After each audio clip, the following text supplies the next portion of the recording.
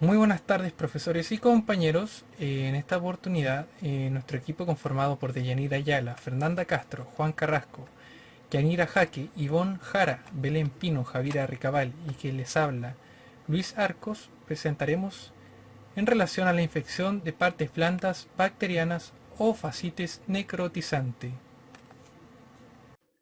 Usuaria de 60 años, antecedentes de hipertensión arterial y diabetes mellitus tipo 2 de regular manejo, quien sufre picadura de insecto en pierna derecha hace una semana. Su hija refiere que se encontraba en el campo en el momento de la picadura, por lo que la asocia a zancudo y no le da mayor importancia, pero refiere que la paciente se quejaba de mucha picazón y que ésta no cedía con nada y notaba que existía un aumento de volumen a medida que pasaban los días.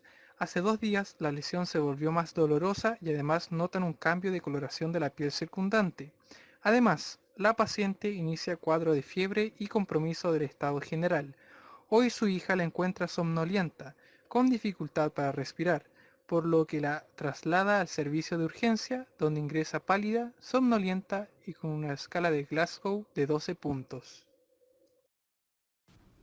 Al control de los signos vitales destaca hipotenso, taquicárdico, febril, con una saturación de 90% ambiental, taquipneico y con un EVA 8 de 10 en zona de lesión.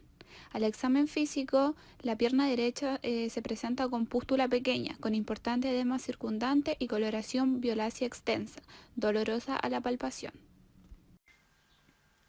Introducción.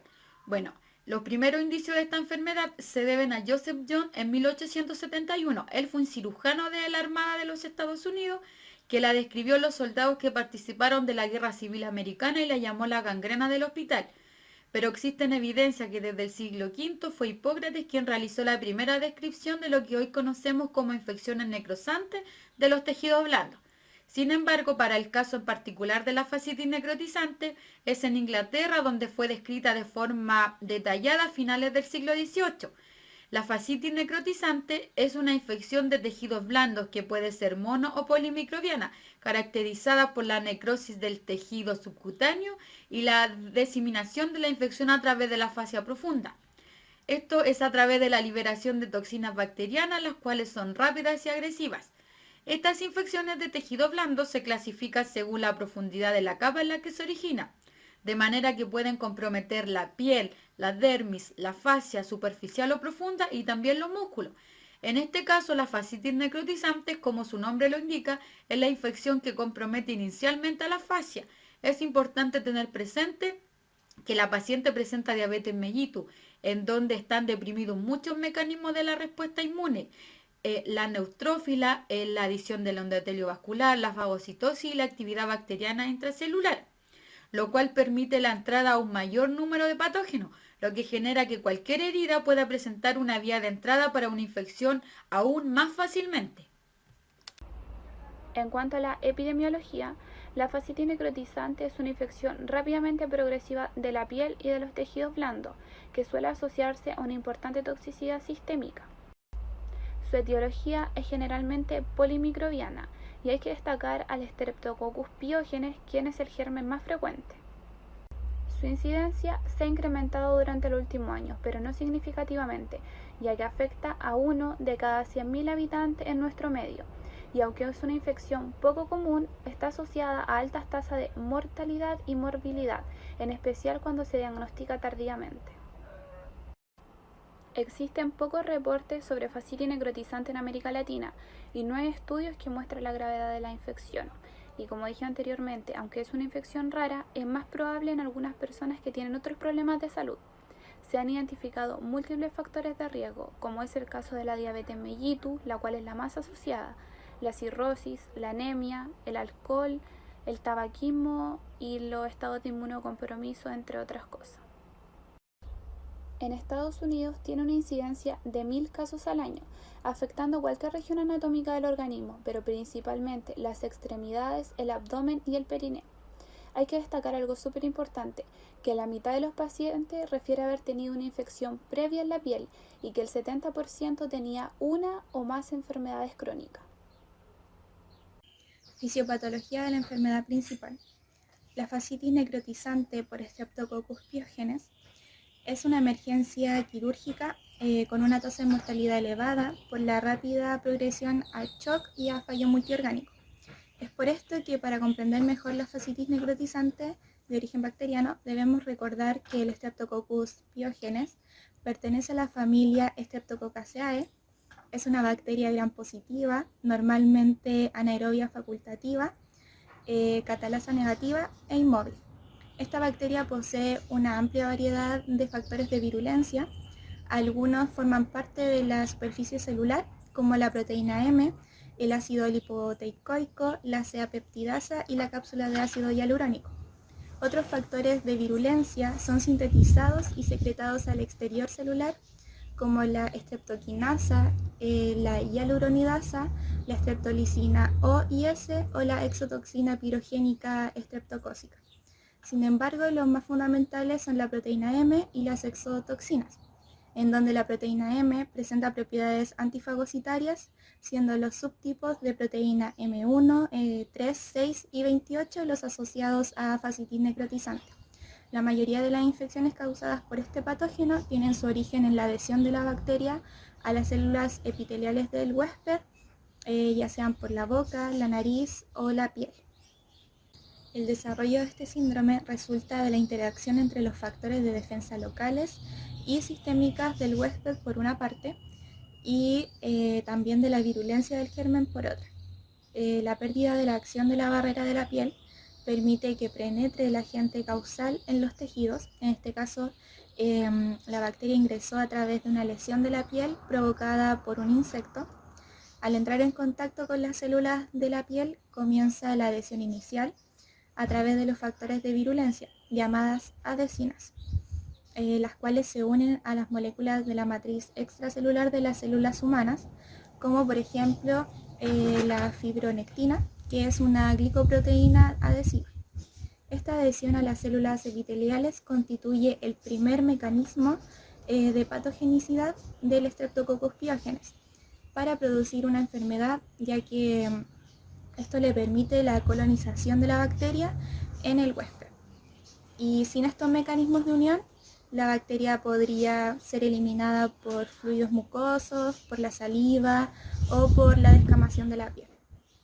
Además, Streptococcus pyogenes posee factores de virulencia llamadas invasinas que otorgan a la bacteria la capacidad de internalizarse en las células del huésped, haciendo posible la supervivencia y la proliferación.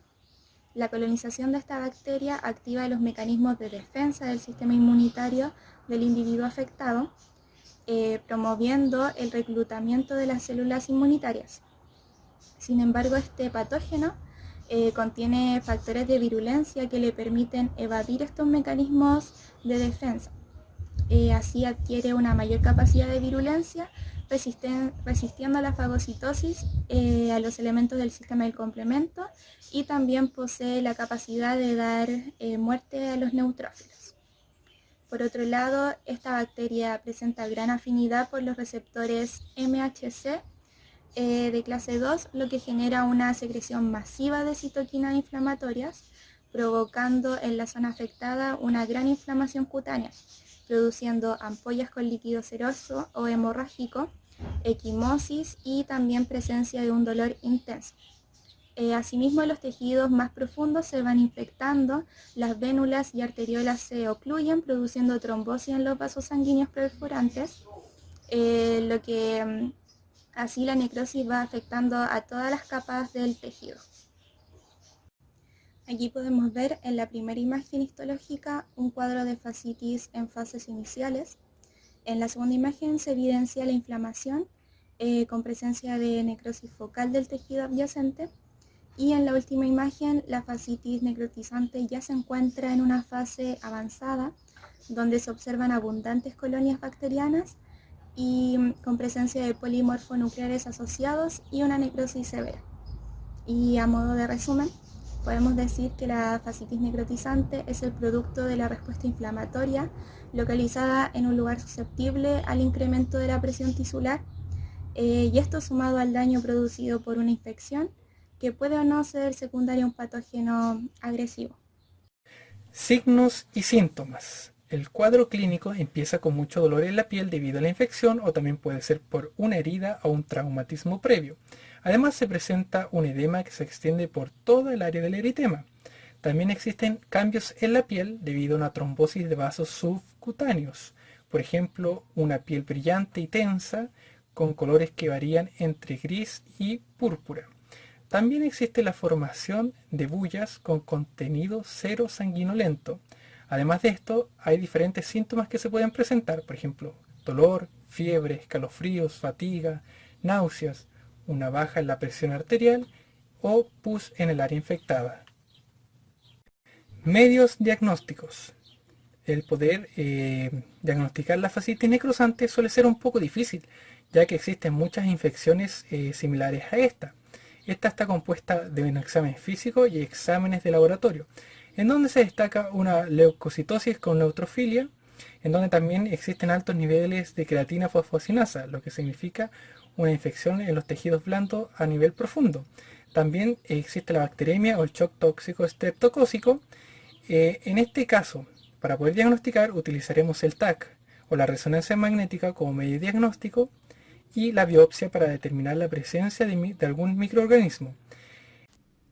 Con relación a los exámenes realizados, los resultados presentan una leucocitosis, PCR de 150 mg por decilitro, ácido láctico de 20 mg por decilitro, procalcitonina de 20 mg por decilitro.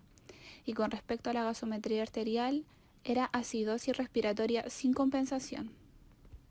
El examen más útil en este caso se llama finger test o prueba digital, en el cual consiste en hacer una incisión en el área afectada y deben ocurrir dos sucesos si es que esta es positiva. Primeramente, ausencia de sangrado, ya que los pequeños vasos estarán coagulados, y en segundo lugar debe haber una separación de las fascias del tejido subcutáneo y además debe haber una salida de líquido turbio. Cuando hay sospecha de fascitis, lo más importante es el desfriamiento quirúrgico. Luego de eso, la tomografía computarizada, que es el estudio de imagen y la acción, debido a su rapidez.